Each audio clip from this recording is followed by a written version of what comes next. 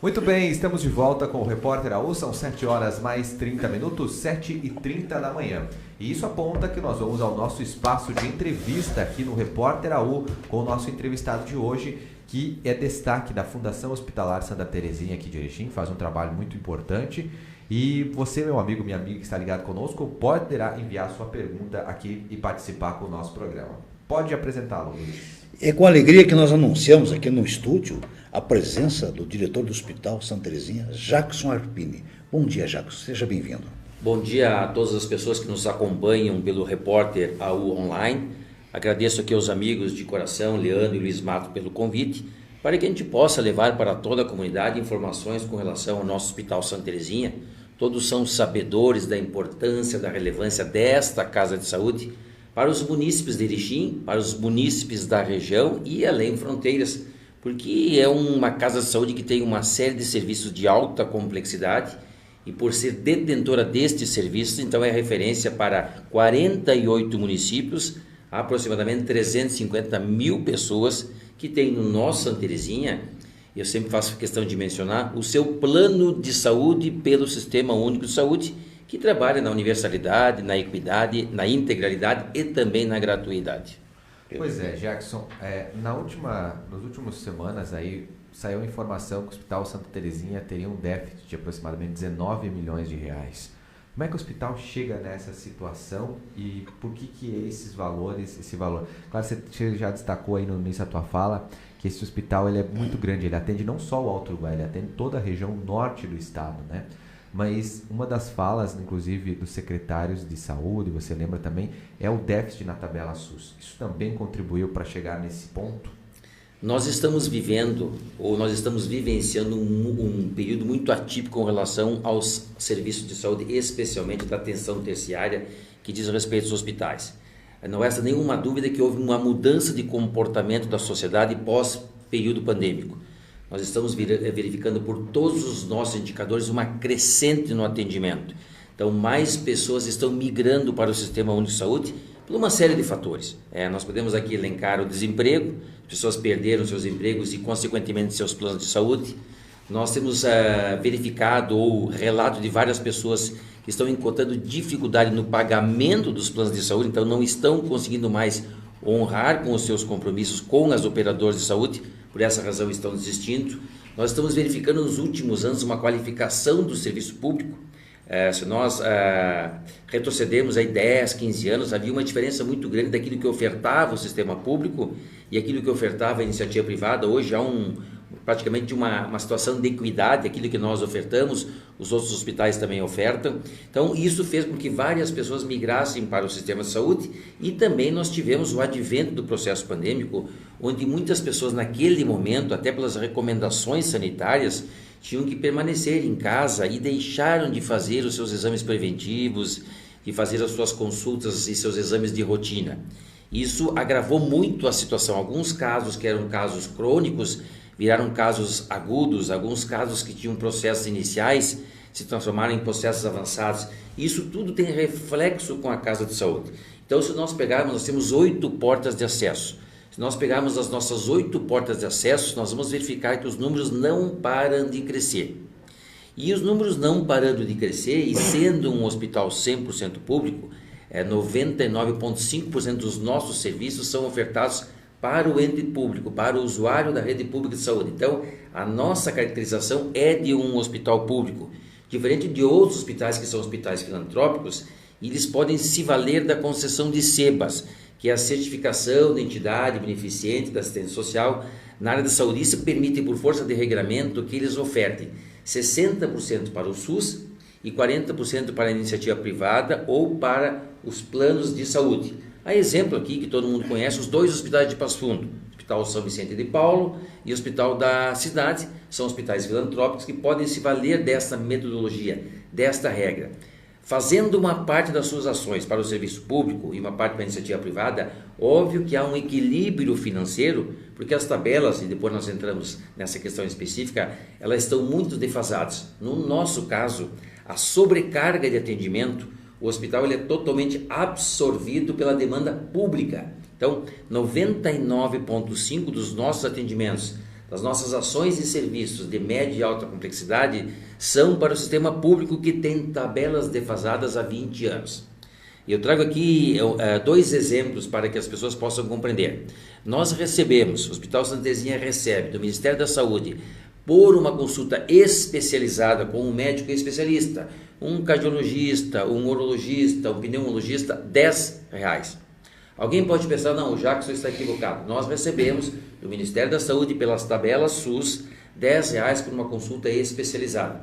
Obviamente que nenhum profissional vai realizar uma consulta especializada por R$10.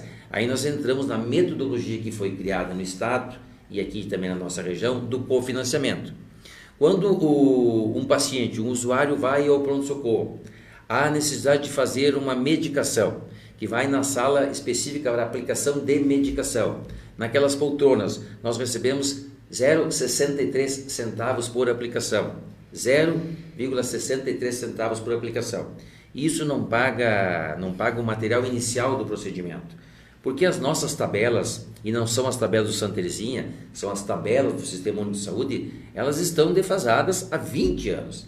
E se nós pegarmos neste período temporal de 2 décadas, nós vamos colocar o crescimento vegetativo da folha de colaboradores. O hospital tem hoje 750 colaboradores. O hospital tem hoje, no seu quadro funcional, para manter aquela estrutura, 750 colaboradores. Em torno de 180 a 200 médicos. Nós temos o crescimento vegetativo desta folha todos os anos, no mínimo inflação. Nós temos o incremento da assistência farmacêutica. A gente acompanha pelos veículos de comunicação os aumentos da assistência farmacêutica todos os anos, reflexo no hospital. Nós temos os contratos com os serviços médicos que são indexados por índices oficiais e que crescem todos os anos.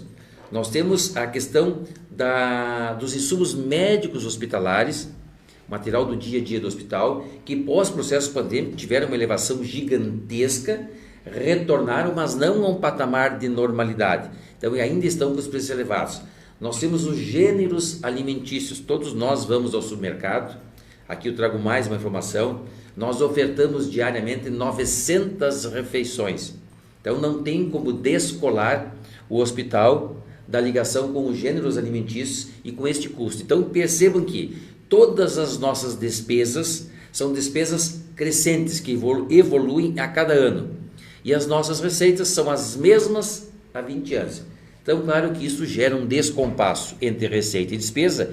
E este ano, pela velocidade, pelo número de atendimentos, a casa está numa velocidade assim até preocupante. Então, pelo número de atendimentos e por essas questões, elevação das despesas e manutenção ou até mesmo perda de algumas receitas, nós temos uma projeção na nossa peça orçamentária entre receita e despesa de um déficit orçamentário para 2023 na ordem de 19 milhões de reais, que é um número que preocupa os gestores, preocupa obviamente o município sede, o município de Egim, o prefeito Paulo Alfredo Polis e também todos os municípios aqui da nossa região que tem no nosso hospital, como já mencionamos, a porta de entrada para o Sistema Único de Saúde. Olhando esse paciente Santa, está entrando na UTI ou já está na UTI? Eu diria que os serviços de saúde, importante colocação, eu tenho feito uma argumentação que os serviços de saúde do Brasil e do Estado do Rio Grande do Sul estão começando a entrar em sobrecarga e poderão entrar em colapso se não houver uma mudança.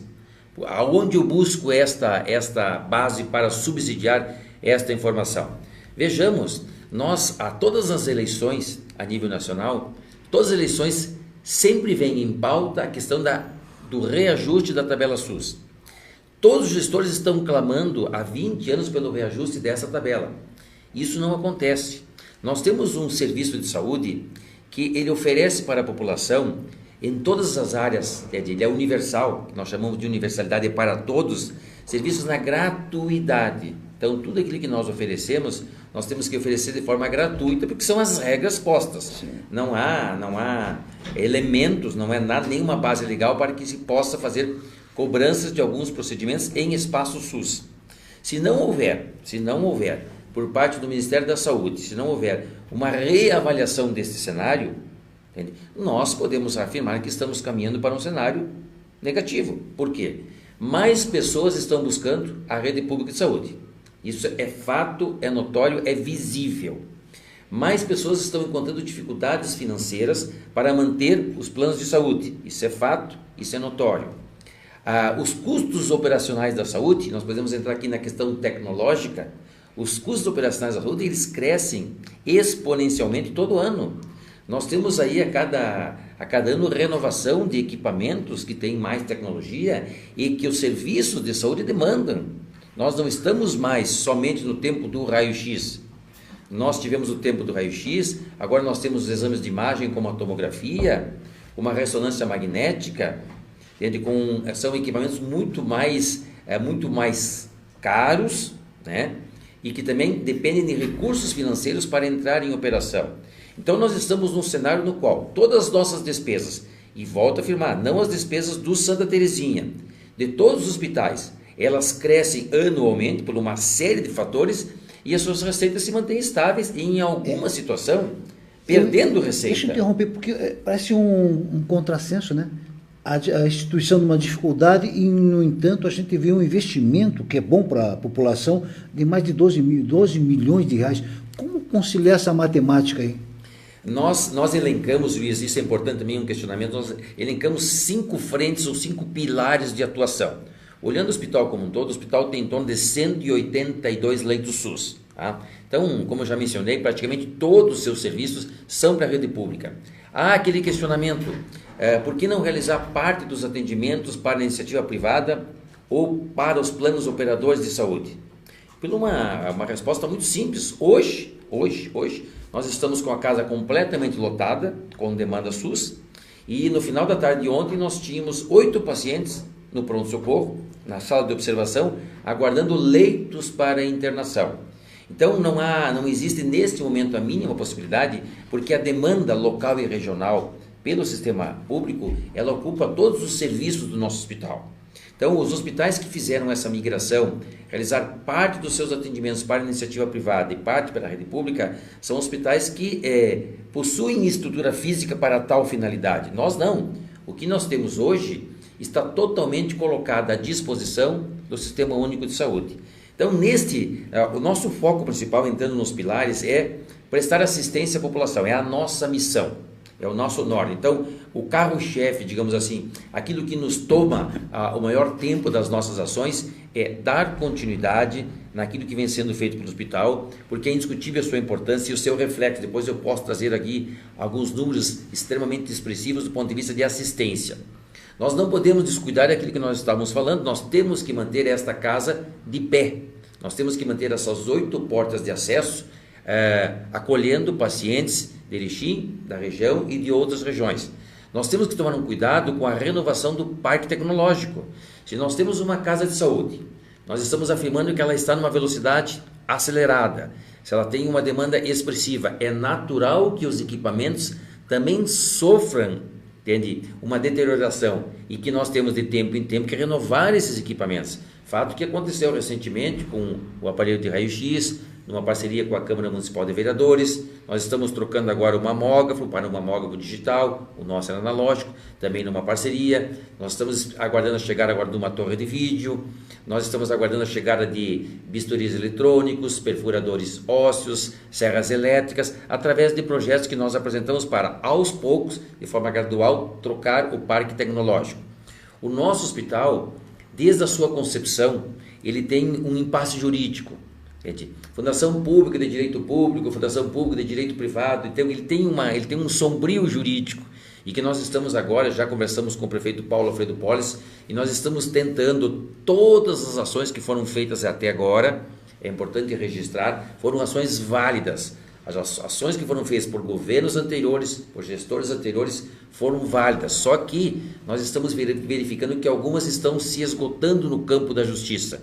O que significa? Nós estamos perdendo algumas ações, nós estamos perdendo algumas liminares, então nós temos que dar um norte para a questão jurídica. Então nós estamos também trabalhando isso. E por fim, nós não podemos perder o hábito, vamos dizer assim, de apresentar projetos. Por quê? Nós vamos conseguir buscar recursos junto ao governo do Estado, junto ao governo federal, junto aos parlamentares estaduais, junto aos parlamentares federais, junto a algumas entidades que repassam recursos através de projetos. Quem não pede, não leva, uma máxima. Então nós estamos trabalhando de forma muito intensa a questão dos projetos. Nós já buscamos aí em torno de 8 milhões junto ao governo do estado para obras estratégicas, depois se houver tempo a gente pode detalhar isso. Nós já buscamos em torno de 5 milhões para auxiliar no custeio. Nós estamos finalizando agora algumas emendas importantes que talvez chegue a casa aí de 2 a 3 milhões de reais que também vão auxiliar a casa. Nós acabamos de fazer uma renegociação com a AMAL, porque nós temos um sistema aqui de cofinanciamento com toda a região, é uma ferramenta nossa aqui da nossa região, porque nós temos essa capacidade de interlocução, de negociação, de diálogo, de respeito com todos os prefeitos, com todos os secretários. Então nós estamos atuando em várias frentes para que esta casa continue cumprindo com o seu papel. O que nos preocupa é que a situação vem se agravando, como vem se agravando de tantos outros hospitais. Aqui, nós tivemos aí, há praticamente 30 dias atrás, a paralisação dos serviços eletivos nos hospitais aqui de Passo Fundo, por um motivo único, superlotação da casa. Nós estamos acompanhando, nos finais de semana, a Prefeitura de Porto Alegre está abrindo as unidades básicas de saúde, tá? Para dar suporte, porque os hospitais estão completamente lotados. Nós estamos verificando em Caxias do Sul, um hospital entrando em falência, por questão financeira, com dificuldade imensa, talvez feche suas portas, o outro em sobrecarga. Nós estamos verificando o Hospital Santa Terezinha, que no início de maio, isso é importante, no início de maio, que seria um mês anterior ao frio mais intenso, como está acontecendo agora, a casa, esse ano em excepcionalidade, já estava completamente lotada. No mês de maio, nós tivemos no dia 1º de maio até o final do maio, nós tivemos todos os dias, pacientes aguardando internação na sala de observação do pronto-socorro. O que significa dizer isso? Significa dizer que a casa está completamente lotada, com os seus 182 leitos ocupados. Nós estamos agora entrando num período de frio mais intenso, tá? Fato que nós estamos vivenciando ontem, hoje inclusive com uma umidade, é natural, isso são dados históricos, que vai ocorrer um aumento agora na demanda pelas doenças sazonais do período de inverno, as síndromes respiratórias, as síndromes gripais. Nós temos a questão com a pediatria, com as crianças, nós temos a questão com os idosos. Se nós já temos nesse momento a casa completamente lotada e nós estamos diante de uma situação que pode se agravar pelo período do ano, é natural que os gestores estejam preocupados. Nós, na semana passada, ligamos para a secretária Arita Bergman para manter um diálogo com ela, justamente externando essa preocupação, e ela nos colocou que caso ocorra um agravamento no Estado, então não estamos falando apenas do Santa Terezinha, o governo do Estado terá que adotar medidas mais enérgicas, talvez amargas, para que possa acolher essa demanda, porque nós temos pela frente junho, julho e agosto. Nós temos aí seguramente mais 90 a 120 dias que historicamente todos os hospitais entram em sobrecarga. Então são uma série de fatores que nós temos que trabalhar. O cobertor, numa expressão assim mais popular, é curto, a gente sabe disso. Nós já reforçamos as equipes médicas do pronto-socorro nos horários de demanda mais expressiva. Então nós colocamos mais um médico no sábado, no domingo e na segunda, justamente porque as unidades básicas estão fechadas. Não é simplesmente como as pessoas colocam, vamos contratar mais profissionais médicos. Não, nós temos que contratar profissionais médicos e nós temos que dar todo o apoio de retaguarda. Então precisa reforçar as equipes de enfermagem, as equipes de higienização. Muitas pessoas que vão até o pronto-socorro acabam necessitando serviços intra-hospitalar, então tem reflexo no setor de imagem, tem reflexo no setor laboratorial. É uma engrenagem que entra em movimento. Para quem olha de fora, para quem não é da área, às vezes a medida parece ser simples, contrata mais um profissional. Bom, tem um agravante. Para nós contratar mais profissionais, nós temos que ter estrutura física, porque se nós estamos contratando mais um profissional, nós precisamos de um consultório. Esse consultório tem que estar preparado, habilitado, montado. Então, são uma série de elementos que nós temos que trabalhar para que a gente consiga prestar esse atendimento, que na minha concepção, e eu acho que na concepção de muitas pessoas, analisando outras regiões do estado, eu afirmo com propriedade que o nosso sistema de saúde de Erechim e da região, ele é um diferencial no estado como um todo. Nós temos uma excelente estrutura de saúde no que diz respeito à rede básica da região, ao que diz respeito ao nosso hospital, e agora tem uma movimentação por parte de alguns prefeitos que tem hospitais de pequeno porte, né? São vários hospitais aqui na região que também estão trabalhando para reforçar as suas estruturas, para que num primeiro momento o atendimento aconteça nestes municípios e os casos de complexidade maior sejam referenciados para o Santa Terezinha. Isso vai desafogar, vai diminuir a demanda então da nossa casa de saúde. Pois é, Jackson, você falou agora um pouco dessa questão da demanda, trouxe alguns números importantes aí, como por exemplo o número de funcionários, essa questão do hospital. Qual é o tamanho original hoje do Santa Terezinha? Qual é a capacidade dele, que você fala que ele está superlotado? E também a possibilidade, no teu ver, desse hospital crescer mais, ou ele já chegou aonde ele podia e agora se tem que tentar se manter o que tem aí? Ou existe a possibilidade, por exemplo, de aumentar o número de leitos, por exemplo, que está faltando? Edu, só para que as pessoas que nos acompanham tenham uma ideia, digamos assim, da complexidade e da grandiosidade dessa Casa de Saúde. Eu sempre faço questão, e estou como diretor, isso foi uma construção coletiva, todos deram a sua contribuição para que nós chegássemos nesse momento. Ó, vejam assim, nós somos 8 portas de entrada, vejam os números de 2022. Nós vamos fechar agora, no final de junho, o primeiro semestre de 2023. Então vamos lá. 2022, 266, eu vou arredondar, 266 mil atendimentos, tá? Então praticamente 3 vezes a população de Erechim, certo? Cirurgias realizadas, 9 mil procedimentos cirúrgicos realizados, 9 mil procedimentos cirúrgicos realizados em 2022, isso dá uma média hoje de 35, nós estamos realizando hoje de 35 a 40 cirurgias por dia, tá?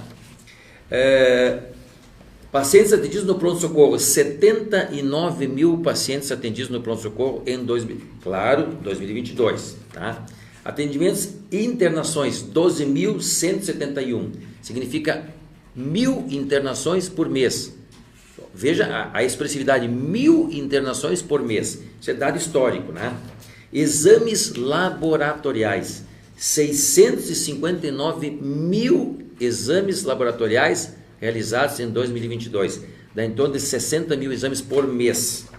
Pacientes, nós temos hoje pacientes que são atendidos na hemodiálise, em 2 grupos, segunda, quarta e sexta, terça, quinta e sábado, 206 pacientes sendo atendidos no hospital realizando sessões de hemodiálise. Atendimentos na quimioterapia, não são sessões de quimioterapia, atendimentos, 21 mil atendimentos na quimioterapia. Na radioterapia, 3 mil atendimentos. Central de especialidades, que são as consultas com os especialistas, aqueles que eu mencionei no início, que recebem R$10 por consulta, e nós fizemos o cofinanciamento, 20 mil consultas especializadas. Pacientes admitidos, atendidos, que vão para a UTI, UTI adulto, 1.800 pacientes em UTI. Então, vejam estes números e vejam o tamanho do nosso hospital. Então, respondendo, Leandro, nós estamos na capacidade, nós estamos no limite operacional. É isso que nós externamos aos senhores prefeitos.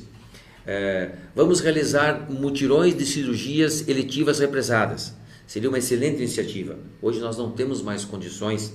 Nós temos condições analisando o período, o tempo. A gente fez, por exemplo, esse final de semana um mutirão em oncologia. Mas hoje nós não temos por quê? Hoje eu não tenho leitos para internação clínica. Quando eu realizo um procedimento cirúrgico, e é importante colocar para todas as pessoas, também não vamos realizar uma cirurgia, não. Eu preciso ter à disposição o anestesista, a sala cirúrgica, o médico responsável. Obviamente que esse paciente vai para a sala de observação. Se for uma cirurgia de grande porte, eu tenho que ter reserva de leitos de UTI. Ele retorna para o quarto de internação clínica e depois ele tem alta. Então veja que todo o procedimento intra-hospitalar ele faz parte de uma engrenagem. Se nós vamos realizar hoje uma cirurgia oncológica de grande porte, uma cirurgia que em média dura de 4 a 6 horas, um paciente com possibilidade de findar o processo cirúrgico e ir para a UTI, terapia intensiva. Então eu tenho que organizar de que naquele dia eu tenho leito disponível de terapia intensiva. Se nós pegarmos hoje, nós temos 10 leitos de UTI neonatal, nós estamos com 11 pacientes, um paciente acima da capacidade operacional, por demanda, por pressão, por necessidade. Nós estamos salvando vidas. E se nós pegar a UTI adulta, nós tínhamos 10 leitos, nós fizemos aquele projeto, passamos para 20 e hoje ele está completamente lotado com 20 pacientes. Esta lotação acaba colocando o hospital numa situação de limite. Nós não podemos dar o passo maior do que a perna, porque se houver necessidade de uma UTI, eu não tenho UTI. Se houver necessidade de um procedimento de um risco um pouco maior, eu tenho que dimensionar se eu tenho estrutura. Então, nós estamos no momento que nós temos que pensar como região em ampliar esta casa de saúde. Tá? Então, esse assunto já está em tela. Nós temos um pré-projeto que já apresentamos à bancada gaúcha. Nós temos que fazer essa obra com recursos da bancada gaúcha, não há possibilidade da região fazer esse investimento, está na ordem de 20, 30 milhões de reais, que também não é só levantar as paredes, né? Nós temos que dotá-la de equipamentos, todos os equipamentos são caros, então nós começamos a trabalhar com a bancada gaúcha, nós temos aí terrenos que possibilitem esta ampliação, mas nós não podemos também ampliar sem pensar no custeio da casa de saúde. Então, uma das questões que nós estamos trabalhando com o governo do estado, juntamente com o prefeito Paulo Polis e com o prefeito Marcelo Arruda da MAU, é a questão do financiamento diferenciado para os hospitais públicos, a exemplo de Santa Terezinha. Por que nós estamos trabalhando esse tema?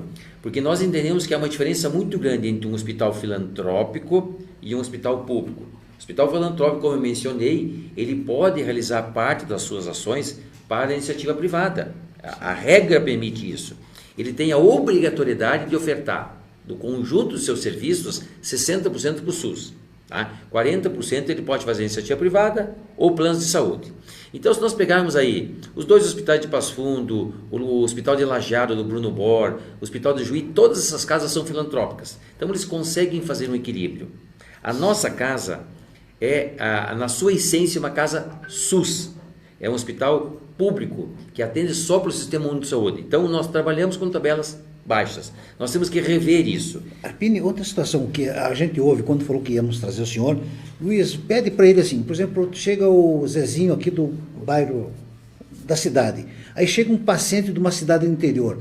Qual é o critério para atender esses 2 pacientes? Como contornar? Porque para quem não está vendo, a situação é fácil. Como contornar isso? Ótimo questionamento, até para a gente poder, sempre que possível, esclarecer a comunidade. O nosso hospital hoje tem uma caracterização de ser um hospital regional. Sim. Tá? Então, talvez aquele conceito mais antigo de que era um hospital do município de Erechim, ele é um hospital do município de Erechim, sob o ponto de vista de que foi adquirido com recursos públicos do município de Erechim, mas ele se transformou num hospital regional. Então, se nós fizermos um corte hoje linear, simples, tá? Eu tenho aqui tudo estratificado. 50% dos atendimentos são para Erechim e 50% dos atendimentos são para a região. Tá? Oscilam de acordo com a porta de entrada. Então, vamos lá. 55 para Erechim, 45 para a região. Em algumas áreas, 52 para a região, 48 para o município. Então, num corte é 50-50. Tá? Nós atendemos 15 municípios de fora da nossa região do Alto Uruguai, tá? Por força de regra, porque nós temos um serviço de alta complexidade em oncologia. Esses serviços, para que eles possam ser abertos, eles têm que ter uma demanda referenciada, um número X de pessoas referenciadas.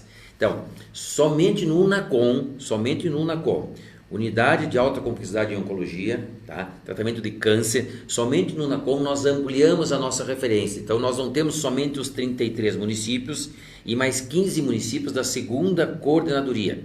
Então, neste serviço, nós temos 48 municípios e um contingente populacional de 350 mil habitantes. Senão, o nosso universo é a AMAL, é a 11ª coordenadoria, os 33 municípios, que dá em torno de 240 mil habitantes. Nestes casos, respondendo bem objetivo, o hospital é para todos. Não existe uma diferenciação de um paciente de Erechim, de um paciente de Aratiba, de um paciente de Getúlio Vargas, de um paciente de Barra do Rio Azul, de um paciente de Rio dos Índios. Por quê? Porque nós somos um hospital de caráter regional, que atende esse universo populacional. Nós recebemos recursos da União, do Governo do Estado e da MAU justamente para cumprir com esta finalidade, atender a região. O que acontece? Nós temos também uma capacidade resolutiva, como todos os serviços de saúde. Quando se esgota a nossa capacidade resolutiva, nós temos as referências fora de Erechim. Então vamos lá. Qual é a referência nossa de cardiologia? Tá? É a cidade de Passo Fundo.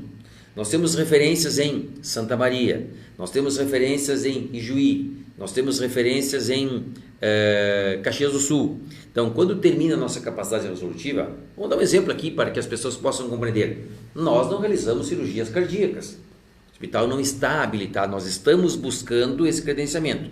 Mas nesse momento nós não realizamos cirurgia cardíaca. Quem é que realiza cirurgia cardíaca? A nossa referência é Passo Fundo. Quem? São Vicente e o Hospital de Clínicas, né? Que era o antigo hospital da cidade. Então, nós usamos dessa regra do referenciamento. A mesma coisa acontece com nós. Vamos lá, vamos dar um exemplo de uma cidade que tem em hospital.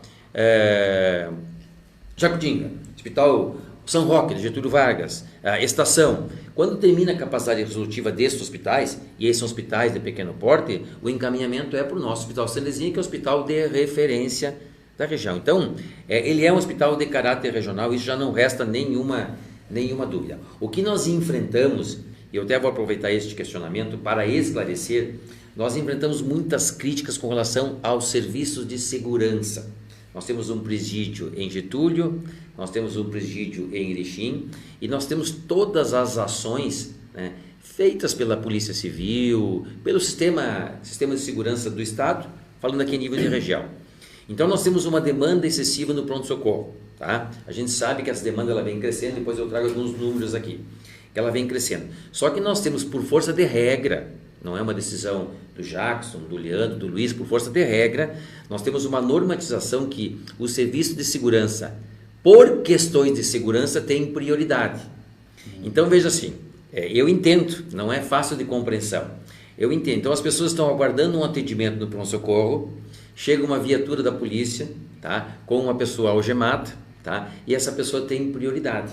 Tá? Essa é a regra que disciplina assim. Por que essa pessoa tem prioridade? Porque há risco. O hospital não pode expor as outras pessoas numa situação de risco. Então essa pessoa tem que realizar o seu exame e retornar ou para a delegacia de polícia ou para o presídio. Então a gente recebe muitas reclamações, mas muitas reclamações. É injusto que nós aqui estamos aguardando trabalhadores, aguardando para o atendimento, e chega a viatura e esses pacientes têm, digamos assim, uma prioridade. Pessoal, as viaturas numa cidade como a nossa, elas chegam todos os dias, em vários horários. Então não é uma demanda assim, nós temos uma demanda eventual, não. Isso acontece de forma rotineira. Se vocês ficarem um dia inteiro na frente do pronto-socorro, vocês vão ver quantas viaturas da Polícia Civil, da SUSEP, vem até o pronto-socorro para realizar os exames, para que a pessoa possa então, digamos, seguir o trâmite do ponto de vista de segurança. Isso faz parte das regras. A gente sabe que cria um desconforto, mas regras são feitas para serem cumpridas. Então nós pedimos a compreensão. Eu sei que não é de fácil compreensão, mas não tem como expor toda aquela situação, toda aquela população, aqueles trabalhadores, aqueles usuários a risco. Faz o procedimento e retorna. E nós temos outra questão que é natural, mas sempre é bom reforçar, que o pronto-socorro de uma casa de saúde, seja do Hospital Santa Teresinha ou de qualquer outro hospital, é para casos de urgência e emergência. E nós temos uma situação assim um pouco atípica aqui em Erechim, até pela proximidade. Então muitos dos nossos atendimentos são atendimentos que não se caracterizam como urgência e emergência.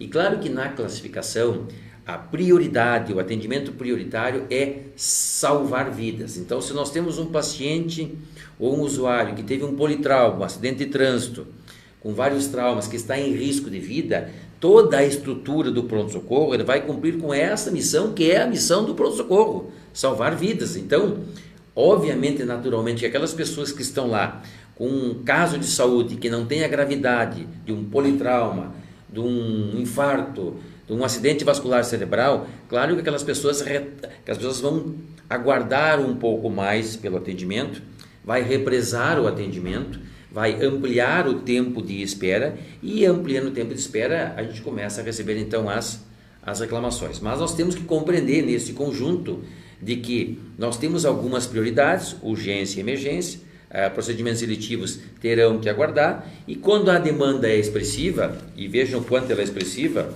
quando a demanda é expressiva, acaba aumentando os entraves de uma casa de saúde. Tem média de atendimento do pronto-socorro, tá? Do nosso pronto-socorro, que é polêmico, a gente sabe, a gente recebe muitas reclamações, muitas construtivas, é importante que se diga, muitas construtivas, para a gente melhorar os fluxos. Veja só, nós estávamos atendendo em janeiro, média dia, 195 usuários por dia, tá? Fevereiro, 199. Março, 236. Abril, 252. Maio, esse número é parcial, nós não fechamos maio ainda. A planilha que eu tenho é parcial. 264. Então, nós estamos atendendo em torno de 300 pacientes por dia no pronto atendimento. Eu diria assim que é elementar que se nós realizarmos um cálculo de que 300 pessoas acessam aquela unidade, vai mais as questões de segurança, mais as questões de urgência e emergência, nós vamos entender que vai ter uma demanda, um tempo de espera. Muitos desses pacientes necessitam, pelo olhar do clínico, do médico, fazer exames de imagem e fazer exames laboratoriais. Então, o que acontece? Esse paciente, ele entra intra-hospitalar, ele vai até o setor de imagem fazer a imagem. Nós temos tempo de espera da realização do exame, do laudo do exame, para que volte para o médico. Se o médico solicitou, obviamente ele quer fazer a avaliação. Então, tem um tempo mais alongado de espera. Muitos fazem exames laboratoriais, mas nós temos que pensar que o laboratório do hospital é para os 182 pacientes que estão internados, alguns realizando procedimento cirúrgico, alguns necessitando do exame. Então, aquele paciente faz a coleta vai para o laboratório para ser processada e o médico vai aguardar o resultado dos exames. Isso demanda de um tempo. Esse tempo, muitas vezes, em situação como agora, é um tempo um pouco mais longo. Aí gera alguns entraves que nós entendemos que é compreensível. Nós estamos explicando só a complexidade da obra. Nós não estamos aqui retirando aquilo que nós recebemos do ponto de vista de tempo de espera, de algumas reclamações, sempre elas são pertinentes para que a gente consiga melhorar o atendimento. Agora, tem situações que quando uma casa entra em sobrecarga, que é o fato que está acontecendo agora, é óbvio que vai alongar o atendimento. Se nós trouxéssemos esses números aqui para uma realidade de 150, eu diria que seria outro cenário. Bom, atender 150 pessoas num dia é um cenário. Atender 260 pessoas num dia é outro cenário. Atender 350 pessoas num dia é outro cenário. É muito mais tranquilo o fluxo com 150 e muito mais adverso o fluxo com 350. Então gera algumas reclamações. Jackson, nós estamos chegando ao final da nossa entrevista, são 8h08 da manhã, e eu quero muito agradecer a sua presença aqui hoje, que eu acredito que é muito importante a gente receber esses esclarecimentos, porque muitas pessoas, quando vão ao atendimento, às vezes a pessoa está lá com algum familiar ou ela própria e ela demora no atendimento e ela se desespera, né? Mas, na verdade, a gente precisa tentar entender a complexidade do hospital, o que está acontecendo lá dentro e também aquela questão, o que puder ser resolvido na unidade básica de saúde, evite procurar o hospital, principalmente nessa época do ano. Porque é o seguinte, a realidade é essa. A saúde é uma coisa que não é como uma obra, você vai investir 20 milhões de reais lá e vai terminar. Não, a demanda vai sempre existir. O hospital público assim. E o que seria de nós se nós não tivéssemos hospital? Quantas pessoas teriam morrido no passado? Quantas pessoas perderam a vida por não ter um atendimento médico tão qualificado? Então, muito obrigado. Volte outras vezes aqui, que é sempre muito importante os esclarecimentos para a comunidade, para que nós podemos tentar ajudar as pessoas a se conscientizar da importância desse hospital para a nossa região. Muito obrigado mais uma vez, Jackson. Leandro, se me permite rapidamente agradecer ao Luiz e você pelo convite, mas reforçar aquilo que você colocou. Pessoal, neste momento, sempre que possível, a população busque num primeiro momento a unidade básica de saúde do seu bairro ou a unidade básica de saúde mais próxima. Se for um caso de agravamento, a própria unidade vai fazer a referência do hospital, para que não haja uma sobrecarga. Nós soubemos agora que temos um período excepcional, de sazonalidade. Então, primeira movimentação, unidade básica de saúde, até porque Erechim tem uma boa rede de saúde. Num segundo momento, a gente sabe que tem casos mais graves, então essa população busca então o pronto-socorro do hospital, que é justamente para esses casos mais complexos e de gravidade maior. Muito obrigado, e eu me coloco sempre à disposição para prestar informações referente ao nosso hospital, porque nós sabemos a importância aí para toda a região. Muito obrigado. Luiz, valeu. Valeu a pena. Obrigado, Jefferson. Até amanhã, então. Até amanhã. 7 da manhã, estamos de 7 volta, da manhã. né?